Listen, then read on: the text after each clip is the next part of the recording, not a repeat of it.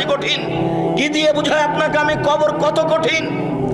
রাসূল সাল্লাল্লাহু আলাইহি ওয়াসাল্লাম বলেন, যখন তাকে কবরে জিজ্ঞাসা করা হবে দ্বীন সম্পর্কে, মুহাম্মদ সাল্লাল্লাহু আলাইহি সাল্লাম সম্পর্কে, ইসলাম সম্পর্কে, সে যদি উত্তর দিতে না পারে, ইয়াদরিবু জারবাতান, এত জোরে তাকে ফেরেশতা মারবেন, ইয়াসিহু সাইহাতান, সে বাপরে মারে করে চিৎকার করবে, ইয়াসমাউ মা বাইনাল মাশরিক ওয়াল মাগরিব ইল্লা সাকালাইন, সারা পৃথিবীর জীবজন্তু, কীটপতঙ্গ, পদার্থ, জড় পদার্থ সব কিছু তার চিৎকার শুনতে পাবে, মানুষ আর জিন শুনতে পাবে না।